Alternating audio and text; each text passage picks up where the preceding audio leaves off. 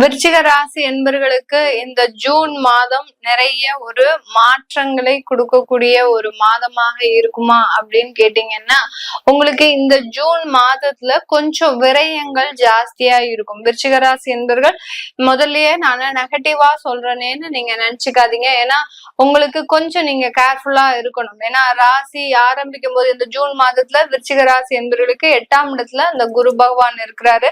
4ஆம் இடத்துல ராகு பகவான். கொஞ்சம் மெடிக்கல் இஷ்யூஸ் வர்றதுக்கு வாய்ப்பு இருக்கு. மருத்துவ செலவுகள், வயதானவர்களாக இருந்தீங்கன்னா உங்களுக்கு தேவையில்லாத உடல் உபாதைகள் திடீர்னு வந்து போறதுக்கு உண்டான ஒரு வாய்ப்புகள் அதிகமாக இருக்கும்.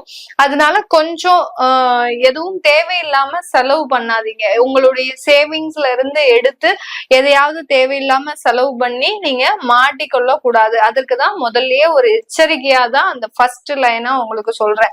இந்த விருச்சிக ராசி என்பர்கள் பொதுவாகவே பாத்தீங்கன்னா நிறைய ஒரு விஷயத்துல ரொம்ப கேர்ஃபுல்லா இருந்து அந்த கவனத்தின் பேர்ல சில விஷயங்களை அதை இழந்துருவாங்க. அந்த அந்த ஒரு பாசம்ன்ற ஒரு விஷயத்துல அந்த கணவன் மனைவி அந்த குடும்பத்துல யார் மேதாவது ஒரு பாசம் அதிகமா வச்சிருக்கிறீங்க அப்படின்னா அந்த பாசத்தின் மிகுதியினாலேயே அந்த பிரிவை சந்திப்பவர்களும் நம்ம விருச்சிக ராசி என்பர்கள் தான். இவர் எப்ப பார்த்தாலும் நம்ம கிட்ட ரொம்ப பாசமா இருக்காரு, இது தப்பா இருக்கே அப்படின்ற மாதிரியாக அந்த ஒரு கேரக்டரை சந்தேகப்படக்கூடிய ஒரு சூழ்நிலை இவர்களுக்கு இவர்களாகவே ஏற்படுத்தி கொள்ளக்கூடிய ஒரு சந்தர்ப்பம் இந்த விருச்சிக ராசி என்பர்களுக்கு வரும். ஏன்னா ராசிக்கு காலபுருஷனுக்கு 8ஆம் இடம்ன்றது பாத்தீங்கன்னா இந்த விருச்சிக ராசி எப்போதுமே வாழ்க்கையில அவமானம், அசிங்கம், அடுத்து பாத்தீங்கன்னா தேவையில்லாத வம்பு வழக்குகள், நோய் தொந்தரவுகள் இது எல்லாத்தையுமே அனுபவிச்சுட்டு இருப்பீங்க. அப்படி இருக்கும்போது நீங்க ஒரு பாசம் வைக்கிறீங்க, ஒரு யதார்த்தமான ஒரு பாசத்தையோ நேசத்தையோ வைக்கிறீங்க, அந்த பாசமும் நேசமும் உங்களுக்கு எதிரியாக மாறிடுது. இதை யாருமே நினைச்சு பார்த்திருக்கவே மாட்டீங்க. இந்த அளவுக்கு நம்மளுக்கு இந்த பிரச்சனைகள் இது கொடுக்குமா அப்படின்றதெல்லாம் இந்த விருச்சிக ராசி என்பர்கள் நினைத்து கூட பார்த்திருக்க மாட்டீங்க. அந்த அளவிற்கு உங்களுடைய சில குணாதிசயங்களே உங்களுக்கு எதிரியாக மாறக்கூடிய ஒரு தருணமாக தான் இருக்கும் இந்த விருச்சிக ராசி என்பர்களுக்கு. விருச்சிக ராசி என்பர்களுக்கு உங்களுடைய ராசிக்கு அதிபதியாகப்பட்ட அந்த செவ்வாய் உங்களுடைய 9ஆம் இடமான அந்த பாக்கிய ஸ்தானத்திலிருந்து 10ஆம் இடத்திற்கு பயிற்சியாகி வர்றாரு. இந்த மாதத்துல நீச்சமா இருந்தாரு. இது நாள் வரைக்கும் பாத்தீங்கன்னா என்ன செஞ்சாலும் கிட்டத்தட்ட ஒரு 5 மாதங்களுக்கு இந்த விருச்சிக ராசி என்பர்கள் தனக்குத்தானே ஒரு தாழ்வு மனப்பான்மை இருந்துகிட்டே இருந்திருக்கும். என்ன செஞ்சாலும் அது நமக்கு சரியா வரமாட்டேங்குது, ஒரு விரக்தியான ஒரு சூழ்நிலையில இருந்துகிட்டே இருப்பீங்க. அது எல்லாமே இந்த காலகட்டம் மிகவும் ஒரு நிவர்த்தி அடையக்கூடிய ஒரு காலகட்டமாக தான் இந்த விருச்சிக ராசி அன்பர்களுக்கு இருக்க போகுது. அதனால 10ஆம் இடத்துல அந்த செவ்வாயும் கேதும் சேர்ந்து பயணிக்கும் போது தொழில்ல நல்ல ஒரு ஸ்டேபிளான பொசிஷன், அதாவது நிரந்தர தன்மைன்றத இந்த காலகட்டத்துல பெறக்கூடிய ஒரு நேரமாக இருக்கும். இந்த ராசி என்பர்களுக்கு தொழில் மூலமான அதிகப்படியான வருமானங்கள் 11ஆம் இடத்துல இருந்த அந்த கேது 10ஆம் இடத்துக்கு போறதுனால அந்த தொழில இருந்த லாபங்கள் அளவு குறைவா இருந்திருக்கும். இந்த ஜூன் மாதத்துல இருந்து அதெல்லாமே அதிகரிக்கக்கூடிய ஒரு மாதமாக தான் இந்த விருச்சிக ராசி என்பர்களுக்கு இருக்க போது.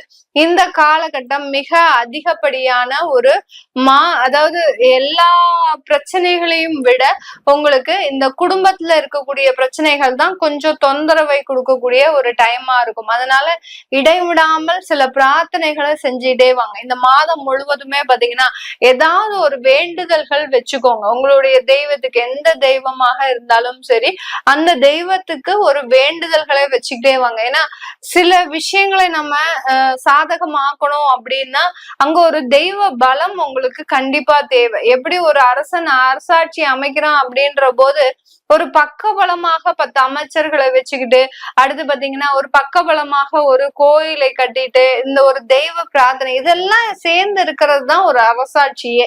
அதே மாதிரி தான் நீங்க விருச்சிக ராசி என்பர்களும் பாத்தீங்கன்னா எல்லாத்தையும் ஆளுமை பண்ணக்கூடிய ஒரு திறன் இருக்கு, எல்லா பிரச்சனைகளையும் சமாளிக்கக்கூடிய ஒரு திறமையும் இருக்கு.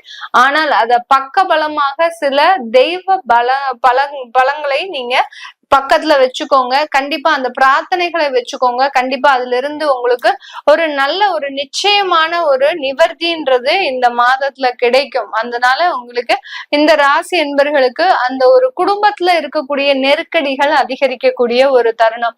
யார்கிட்டையும் போய் விருச்சிக ராசி என்பர்கள் நீங்களா போய் பழகக்கூடாது. பழகுனீங்கன்னா இந்த காலகட்டம் உங்களுக்கு தேவையில்லாத தொந்தரவுகளை கண்டிப்பா கொடுக்கும். இப்ப புதுசா நீங்க ஒரு கல்லூரி பருவத்துக்கே போறீங்க அப்படின்னா அந்த இடத்துல தேவையில்லாத நபர்களோட பழக்கங்களை நீங்க விலக்கி கொள்ளணும். அது இல்லாம நீங்க போய் ஒரு ஒரு நீங்களே அவங்களுக்குள்ள ஒரு மிங்கல் ஆகணும் அப்படின்னு நினைச்சு நீங்க சில வேலைகளை செய்யும் போது அங்க தேவையில்லாத பிரச்சனைகள் உருவெடுக்கிறதுக்கு உண்டான ஒரு டைமாக தான் இந்த விருச்சிக ராசி அன்பர்களுக்கு இருக்க போது.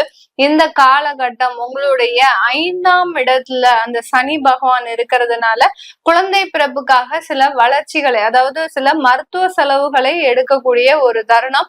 இந்த காலகட்டம் 2வது குழந்தை பெற்றுக்கணும் அப்படின்னு ஆசைப்படுறவங்களும் அதற்குண்டான ஒரு வாய்ப்பாக தான் இந்த மாதம் அமைய போகுது.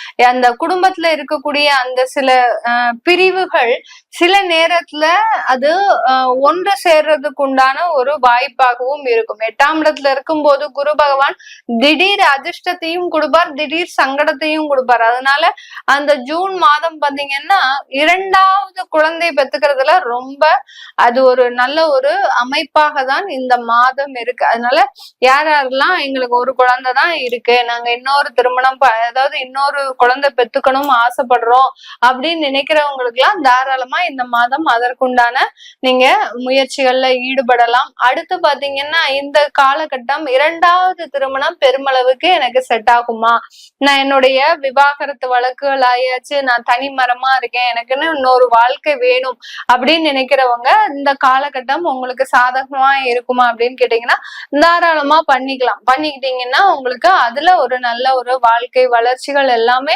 அமையக்கூடிய ஒரு நேரமாக தான் இருக்க போகுது. இது எல்லாமே நம்ம கோச்சார நிலவரப்படி பலன்களை சொல்லிட்டு வந்துட்டு இருக்கிறோம். உங்களுடைய தசாபுத்தி பலன்களை, சுயஜாதக பலன்களை பார்க்கணும் விருப்பப்படுறவங்க கீழே இருக்கிற நம்பருக்கு வாட்ஸ்அப்ல அப்பாயின்மெண்ட் வாங்கிக்கிட்டு நீங்க என்கிட்ட கன்சல்ட் பண்ணிக்கலாம். உங்களிடமிருந்து விடைபெறுவது உங்கள் ஆஸ்ட்ரோ பூர்ணா. நன்றி, வணக்கம்.